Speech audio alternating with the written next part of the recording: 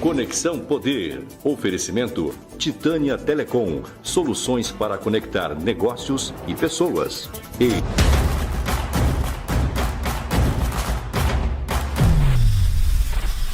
Olá, o Conexão Poder recebe a Amália Barros, ela que foi eleita pelo PL como deputada federal por Mato Grosso e será aí uma das novas parlamentares representando nossa bancada em Brasília agora a partir de 2023.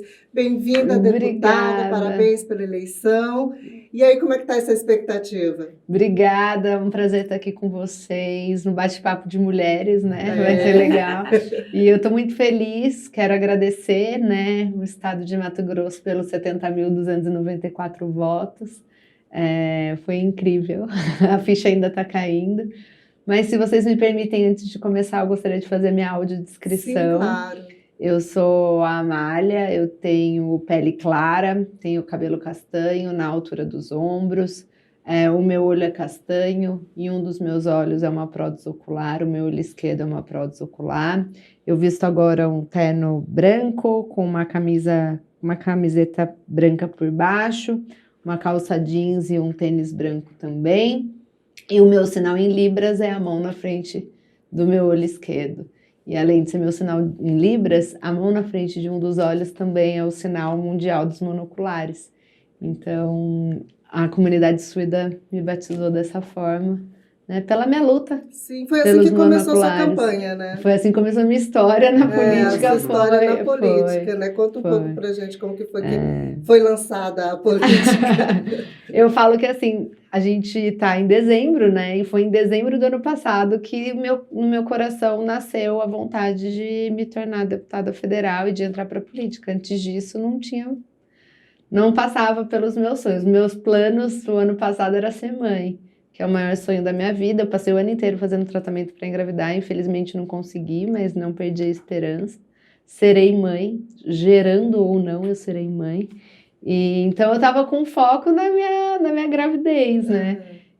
Mas eu tenho essa luta pelas pessoas com deficiência. Eu tenho um instituto que a gente coloca prótese, não sei se dá para ver como é, em pessoas que não têm condição. Eu dormi enxergando e acordei cega. Foram 12 cirurgias para tentar voltar a enxergar. As 12 cirurgias deram errado. Aí em 2016 eu fiz a 13ª cirurgia, que foi tirar o olho e pôr a prótese. Também perdi um rim, também não tenho um rim. E então, cheia de pecinha faltando, mas muito completa, sabe? Porque foram nessas dificuldades que eu descobri o que eu gostava de fazer da vida, que é ajudar. O que eu sabia fazer, porque eu nunca fui boa aluna, nunca fui boa em esporte, nunca fui boa em dança, nunca fui boa em nada. Eu falava, o que eu sei fazer? E aí eu vi que eu sei ajudar. E é o que me dá mais satisfação e mais prazer na vida. Aí, através das redes sociais, jornalista, sempre gostei de comunicação, e eu via na internet uma forma de me comunicar. Então, eu já tinha bastante seguidor nas redes sociais. E aí, em 2016, chegou o caso de uma menina que também não tinha um olho, a Bruna. Ela perdeu o olho num acidente de carro, bateu num caminhão, o vidro da frente quebrou no olho, ela perdeu o olho e perdeu os 2 filhos. Nossa. E aí, ela me contando a história dela via internet, que ela é do Rio, ela falou, cada vez que eu me vejo sem olho, eu vejo o caixão dos meus filhos. E eu falei, nossa, eu preciso fazer alguma coisa por essa menina. E aí a gente começou a ficar amiga, a gente conversava, às vezes ficava até de madrugada conversando. E aí um dia eu perguntei, Bruna, por que você não usa uma prótese como a minha? Ela falou, porque eu não tenho condições de colocar. Aí eu fiquei com aquilo, eu falei, Bruna, me deixa fazer uma campanha aqui, meus seguidores, pra gente juntar o dinheiro e te dar. Ela permitiu, a gente fez, em 15 minutos começou a gente conseguiu arrecadar todo o valor, a prótese, a passagem, hospedagem, alimentação, tratamento completo. Foi muito rápido. E aí eu fiquei muito feliz, daí eu resolvi fazer a segunda, resolvi fazer a terceira. Resumindo, virou um instituto, que se chama Instituto Amália Barros. A gente já colocou 87 próteses em 87 pessoas de todos os estados brasileiros, exceto o Acre. Então essa é a razão da minha vida, e o instituto vai para sempre, assim, vai ser eterno. E a gente não tem dinheiro público e nem privado, as doações são 100% dos meus seguidores, eles dão R$1, R$2, R$3, a gente junta um montante e faz o tratamento. E aí, desse instituto, me levantou o questionamento por que o SUS não fornecia essa prótese. Porque começou a chegar muito pedido, eu não estava dando conta de colocar em todo mundo, né, através do instituto. Aí eu descobri que era porque as pessoas com um olho sem a visão de um olho ou sem o olho, a gente não era reconhecido como pessoa com deficiência, por isso que o SUS não fornecia a prótese. Falei, tá errado isso. Em 2019 entrei num ônibus e fui para Brasília lutar por uma lei. Nunca tinha ido para Brasília, não conhecia nada. Aí em 2019 cheguei lá, eu lembro que eu olhei assim, olhei o Senado, olhei a Câmara, falei, para onde que eu vou? Aí eu falei, acho que eu vou no Senado, que são menos. Foi essa a escolha mesmo. Mais rápido. Que são lá 513, né? Aí eu fui pro Senado, eu comecei a bater de porta em porta, de gabinete em gabinete, pedindo para alguém olhar pelos monoculares. E aí eu encontrei um senador do Sergipe, que também não tinha visão de um olho. Ele falou, eu também sou monocular. E aí ele apresentou o projeto de lei. Aí, 2 anos, a gente tramitou no Senado e depois na Câmara, aprovamos nas 2 casas, foi para sanção. Aí, quando foi para sanção, eu falei, eu não posso correr o risco do Bolsonaro vetar. Porque em 2008, o Lula tinha vetado essa lei. Já tinha tramitado e aprovado nas 2 casas, e o Lula, em 2008, vetou. Então, eu falei, eu não posso correr esse risco agora. Como que eu vou falar com o Bolsonaro? Já sei, eu vou atrás de quem manda nele, eu vou atrás da mulher dele. É a melhor coisa. Aí eu fui atrás da primeira dama. Melhor que o Senado. Melhor caminho. Exato. Aí eu falei, como agora eu vou chegar na primeira dama Michelle? E quando o mesmo trabalho de bater de porta em porta no Senado, eu fiz na Câmara, quando o projeto de lei foi para lá. E nisso de bater de porta em porta na Câmara, eu conheci o então deputado federal Fábio Faria, que naquele momento tinha se tornado ministro. Sim. E aí eu fui atrás dele, eu falei, ministro, por favor, me ajuda a conversar com a primeira-dama. Eu preciso falar com ela. E o ministro Fábio Faria conseguiu uma agenda para mim com ela. E aí a gente se conheceu numa terça-feira, 16h. 5h eu saí de lá, 6h ela começa a me seguir no Instagram e me manda uma mensagem, estou apaixonada por você. Aí eu escrevi, eu que estou primeira-dama. Ela falou, vem jantar em casa amanhã. No dia seguinte, eu estava jantando com ela e com o presidente na casa deles. E aí começou a surgir nossa relação. E aí eu falo para ela que entrou em campo a camisa 10 para marcar o golaço. Ela me ajudou muito nesse processo de sanção. Me pegou pelo braço, me levou a falar com todos os ministros. A gente foi de Paulo Guedes, Damares, a gente foi em todos os ministros, né? E o Braga Neto, todos. Ela foi comigo, eu fiquei 1 semana com ela em Brasília, ela me levou para todo mundo para explicar a causa monocular. E a gente conseguiu todos os pareceres favoráveis. E no dia 22 de março de 2021, dia do meu aniversário e aniversário da primeira-dama Michelle, porque a gente faz aniversário no mesmo dia. Né? No dia do nosso aniversário, o presidente Bolsonaro sancionou a lei. E a lei se chama Lei Amália Barros. E aí, nessa luta, eu falei, não, maravilhoso, deu tudo certo. E essa luta trouxe inúmeros benefícios para as pessoas que têm visão monocular. E aí, isso foi em 2021. E aí, o ano passado, passou o ano inteiro. E eu fiquei um pouco órfã, assim, porque é tão bom você ter alguma coisa pra você lutar. Fazer, né? Porque assim, eu tinha um objetivo, assim, eu tinha o meu trabalho, sou jornalista, trabalhava com assessoria de imprensa, numa holding, e aí eu tinha o meu trabalho, mas ao mesmo tempo eu não tinha mais aquele objetivo e tal. Eu falei, o que eu vou fazer? Eu resolvi escrever um livro. E aí, ano passado, eu escrevi um livro que se chama Se Enxerga, que é Se Enxerga, transforme desafios em oportunidades, que é tipo um xingamento. Cala a boca, se enxerga, para de reclamar da vida. E aí, nesse livro, eu conto a história e os bastidores da lei, de tudo que eu passei lá em Brasília. E aí eu fui lançar o livro dia 1º de dezembro do ano passado, no Senado Federal, e a primeira-dama Michelle foi no lançamento do livro, junto da ministra Damares. E aí, no dia seguinte, dia 2, 9h da manhã, eu estava na casa dela, eu e meu marido. E a gente sentou para conversar, e nessa conversa ela me disse que me apoiaria e que eu era deputada federal dela. Que bacana. E aí eu falei, sabe? Aí eu voltei para casa, orei bastante, conversei com meu marido, com os meus pais. E aí em dezembro do ano passado eu falei, é isso.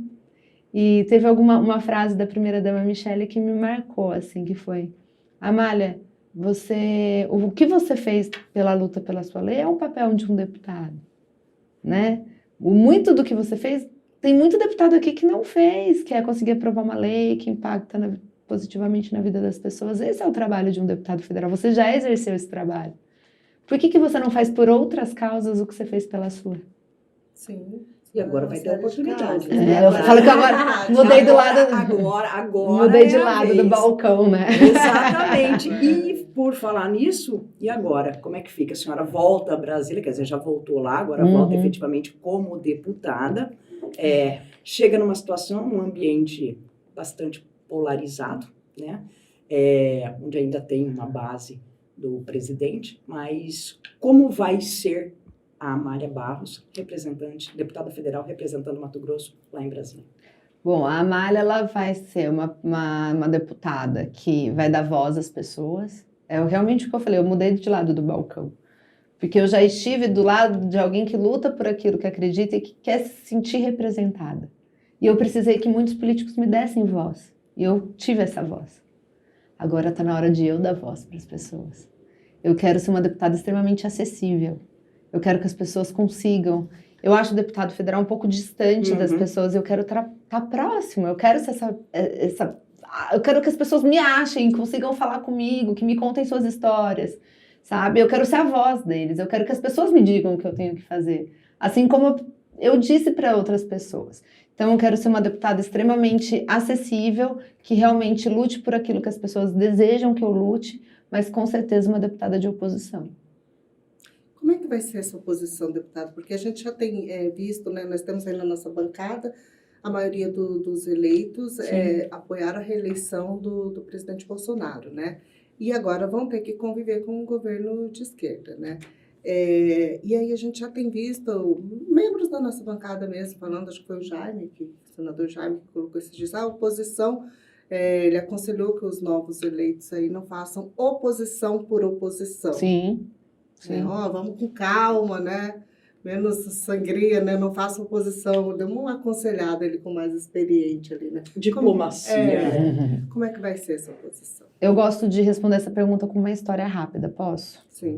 É uma história do meu líder. O meu líder se chama Jair Messias Bolsonaro. Quando eu contei para vocês que eu bati de porta em porta, de gabinete em gabinete, para lutar pela lei e eu não conhecia ninguém, e eu contei para vocês que um monocular apresentou um senador monocular. Esse senador monocular é do PT. Ele se chama Rogério Carvalho. Ele é do Sergipe. Ele foi candidato a governo em Sergipe e perdeu. E ele apresentou esse projeto de lei. A lei dos monoculares é de autoria de um senador do PT. No Senado, a gente aprovou por unanimidade. Na Câmara, a gente não aprovou por unanimidade, porque o PT votou contra. O PT votou contra um projeto de lei de autoria de um senador do PT. Por que o PT fez isso? Porque seria um projeto de lei favorável ao governo. Isso é ser burro. Isso é ter uma política burra. O PT votou contra um projeto de lei de um petista porque isso seria favorável ao governo Bolsonaro. Mas passou. Esse projeto de lei passou e ele foi para a sanção. Como eu disse para vocês, a primeira-dama me pegou pelo braço e me ajudou a sancionar.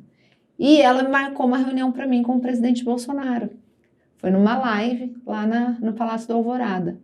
Ela falou, vem em casa conversar com o Jair. Ela chama ele de Jair. E eu fui. Chegando lá, no caminho, eu falei, como eu vou contar para o meu presidente que esse projeto de lei é de autoria de um senador do PT?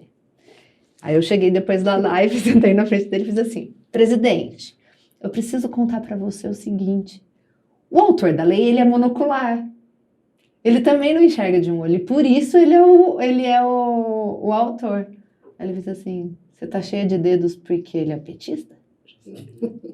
Aí eu fiz assim, muito, mas quando eu tava indo com o bolo, ele já tava com o bolo pronto, né? Eu falei, Aí ele olhou pra mim e fez assim, o projeto é bom, tem que sancionar. Não importa quem é o autor. Se é bom pro Brasil, tem que ser sancionado. E é dessa forma que eu respondo a pergunta para vocês, da mesma forma que o meu líder respondeu para mim. Quando o projeto é bom, a gente tem que ser favorável. Então, assim, essa vai ser a posição, porque eu aprendi isso com o meu líder. O meu líder, Jair Bolsonaro, me ensinou isso. Se é bom para o Brasil, não importa de quem é o autor. E essa vai ser a minha posição. Ou seja, a oposição não vai ser... assim, política partidária, ela vai ser política partidária, mas as causas são as causas pelo Brasil. E assim, o que eu posso dizer também é que eles terão de mim um papel firme de fiscalização, né? É importante, a gente sabe o histórico. né? Tem uma ficha corrida, né? Então, Tem uma assim, galera. a posição de um deputado também é fiscalizar. Com certeza. E eu farei isso atentamente. As pessoas podem saber que de mim terão uma deputada atenta a cada passo que esse ex-condenado der. Essa nova legislatura aí, né? A gente vê que com essa volta da esquerda, né, ao poder, alguns deputados já têm alardeado aí que prevêem que vão ter, digamos, a direita ficará, digamos, por esses 4 anos, digamos que entrecheirada, né? Numa luta ali pela sobrevivência da direita, que prevêem que muitos vão aderir aí à base do Lula, né?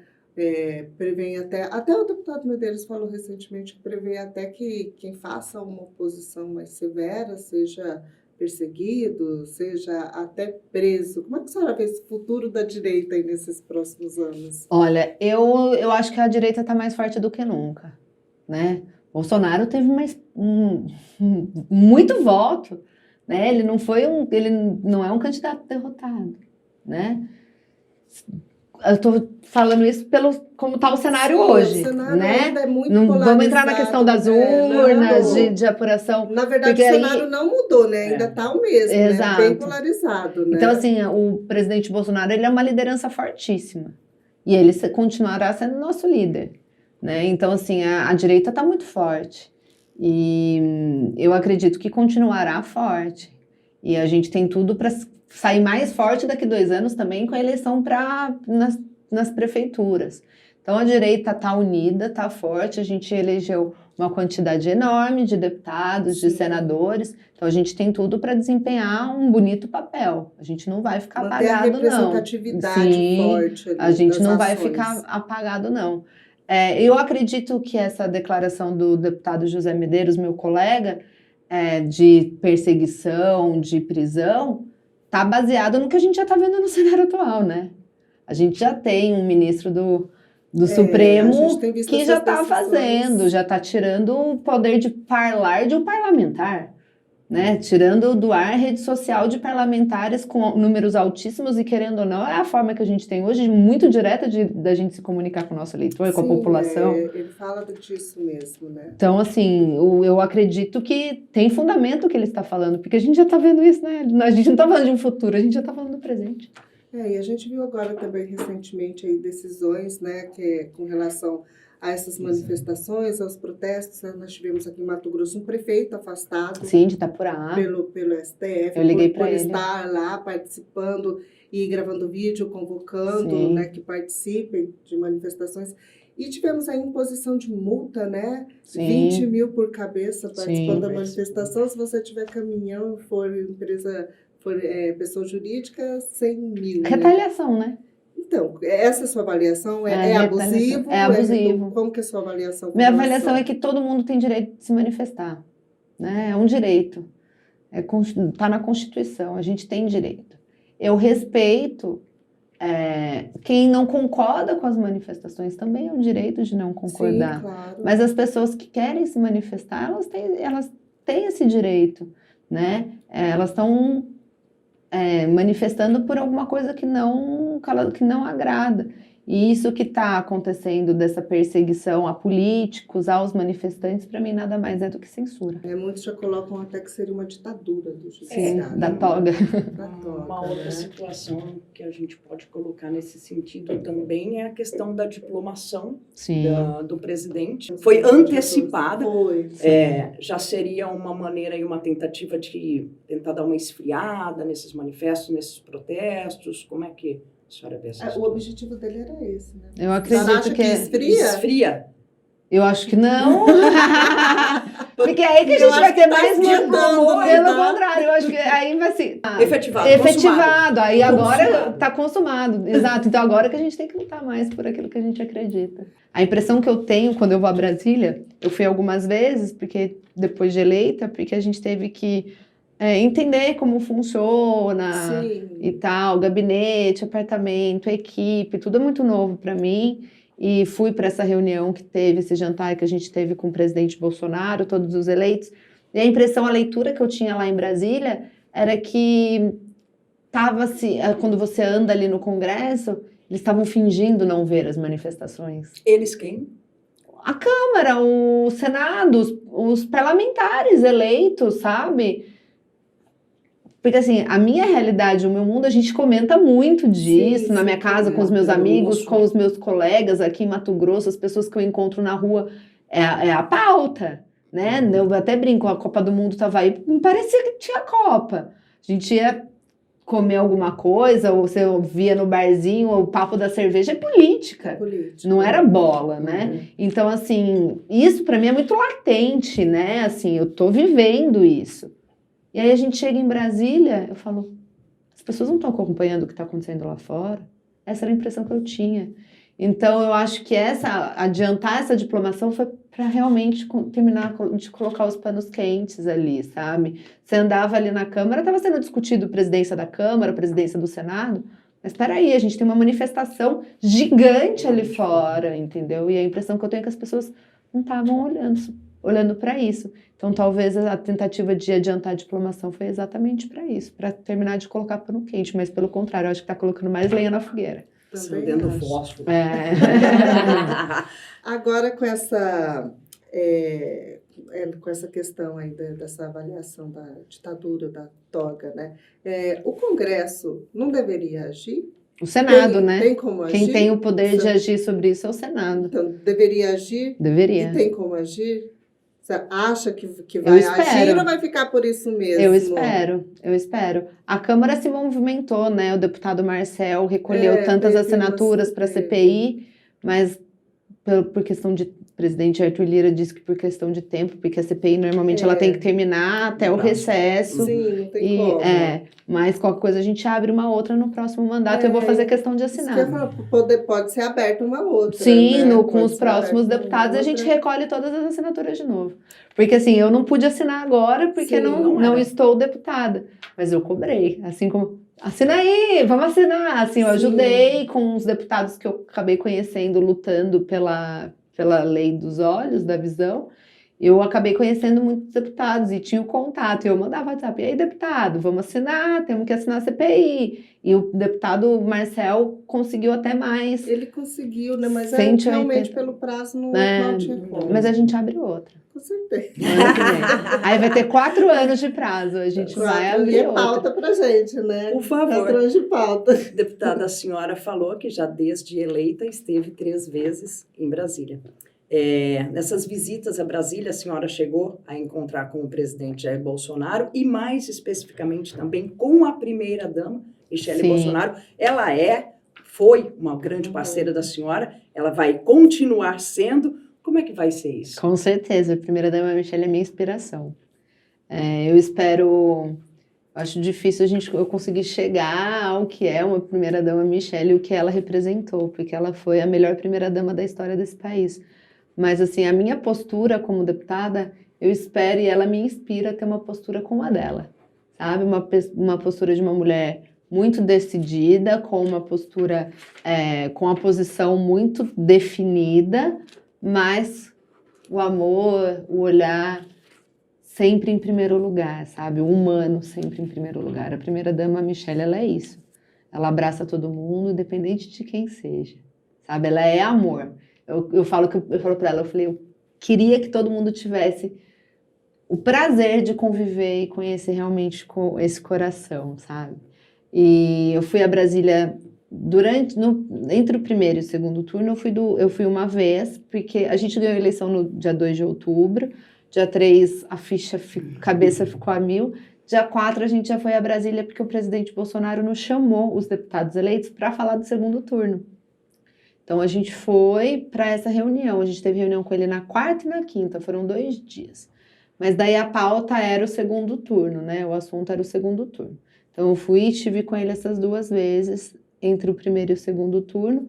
Aí depois eu voltei para o Mato Grosso e disparei em campanha para ele. A gente foi para 17 cidades no segundo turno. O irmão da primeira-dama Michele, Eduardo Torres, veio para cá, me acompanhou, ficou o segundo turno inteiro aqui comigo, viajando comigo. E o Edu é um menino super bacana, amou conhecer um lado de Mato Grosso. Ele já conhecia o estado, mas A gente fez Coniza, Juína, Porto dos Nossa. Gaúchos, a gente foi para essa área fazer campanha para o presidente, que foi a área que a gente saiu mais forte nas urnas. Então a gente foi ali de Tangará a Coniza, a gente fez aquela linha inteira. E aí ele veio para cá. Então eu fiquei viajando muito, eu trabalhei acho que até mais no segundo turno do que na minha própria campanha. Eu estava muito determinada a ajudar o nosso presidente. E aí, depois do resultado triste do segundo turno, eu fui para Brasília 3 vezes, e aí eu encontrei com o presidente uma dessas vezes. E foi agora, acho que uns 15 dias, que a gente teve esse jantar do PL com os deputados, com os parlamentares eleitos, deputados e senadores. E lá a gente encontrou com o presidente. Mas era bastante gente, então a gente teve um momento bem rapidinho ali com ele, de cumprimentar, abraçá-lo, né? Então foi muito rápido. E com a primeira-dama Michele a gente esteve juntas também uma vez, e ela ficou muito feliz pela minha eleição. Eu até brinco com ela, e aí, primeira-dama, foi eleita deputada em Mato Grosso?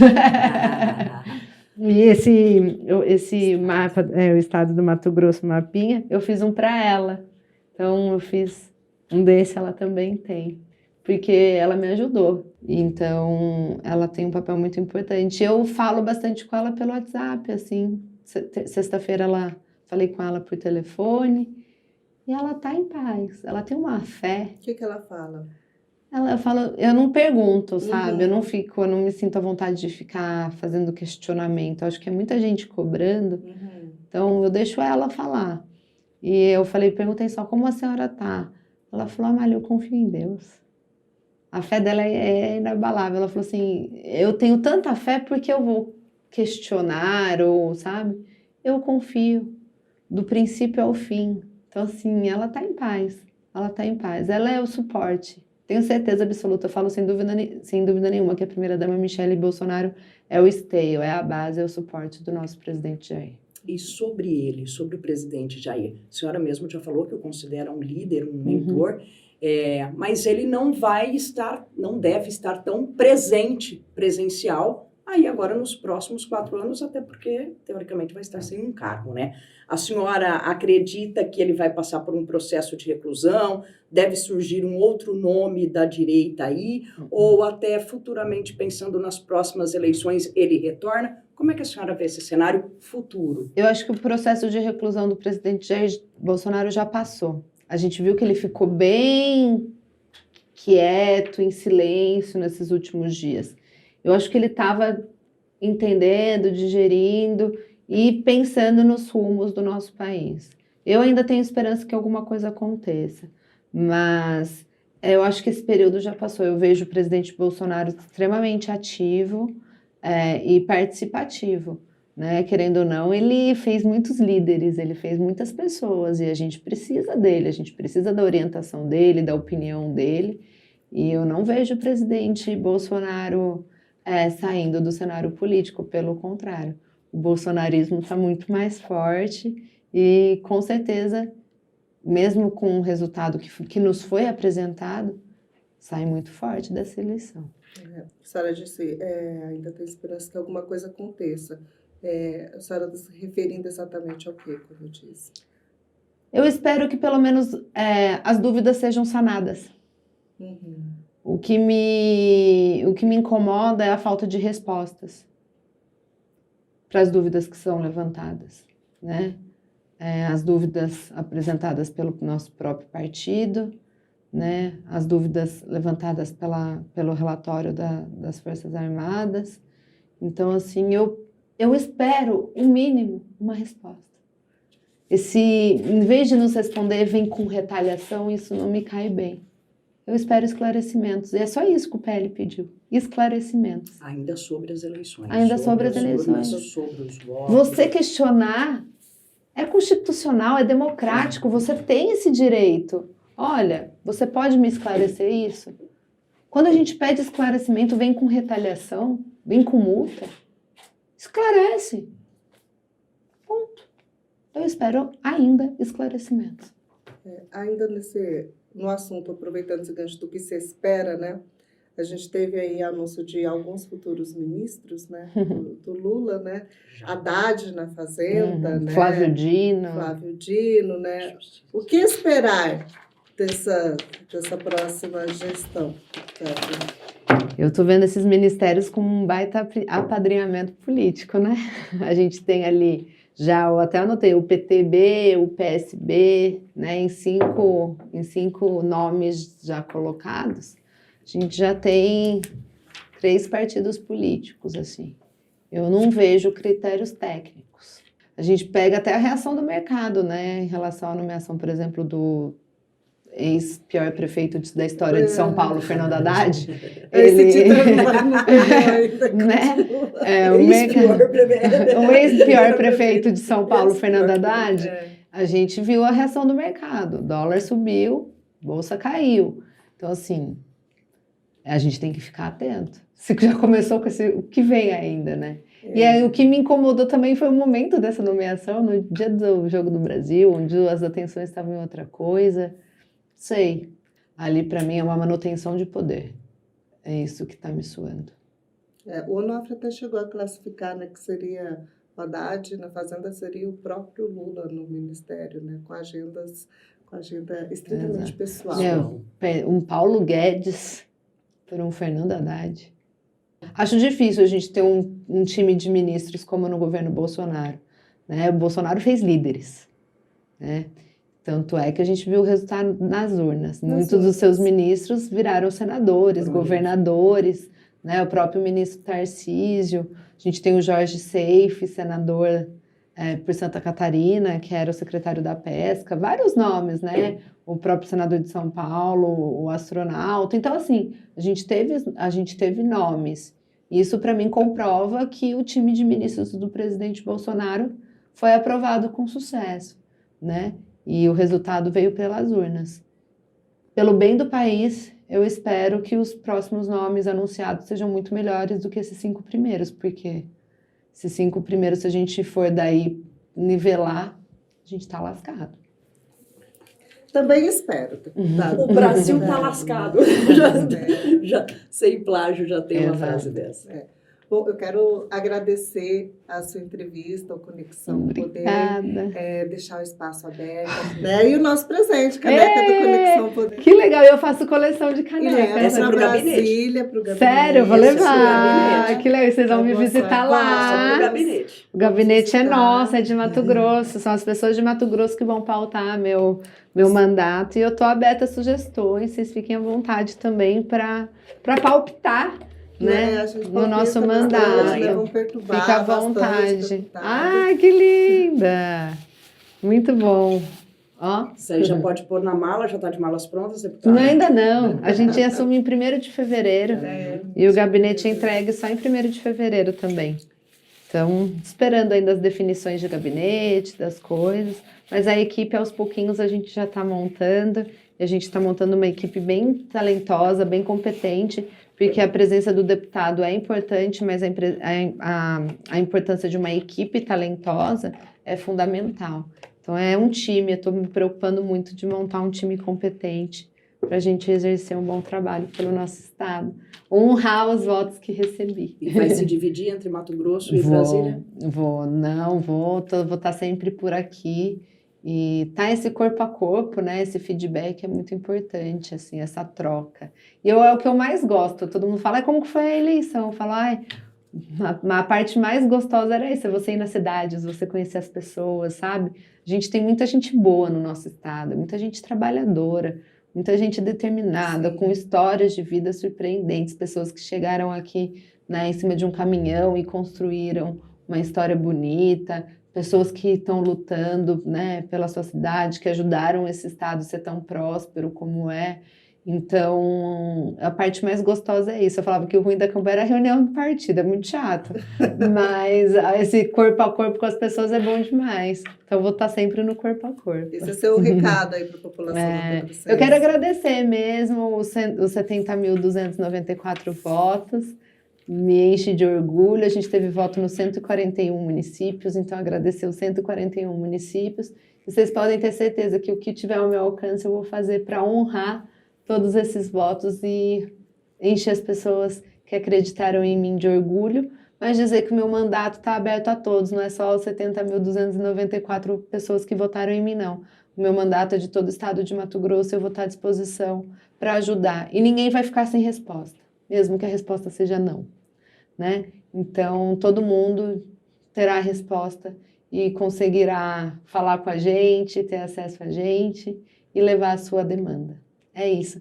Muito obrigada e me acompanhe nas redes sociais para me conhecer, para dar sugestões. É @AmáliaBarros e em breve um gabinete digital aí para a gente estar facilitando e interagindo e ouvindo a opinião de vocês. Então, obrigada e obrigada a vocês. Estou mais tranquila, estava nervosa antes de começar. Obrigada, vocês são ótimas. Obrigada. Obrigada pelo espaço. Tá certo, sucesso, deputada. Para nós todas. Obrigada, que Deus abençoe. Obrigada e boa sorte. Obrigada. Vai ter bastante trabalho. Valeu. Obrigada. Tchau, gente.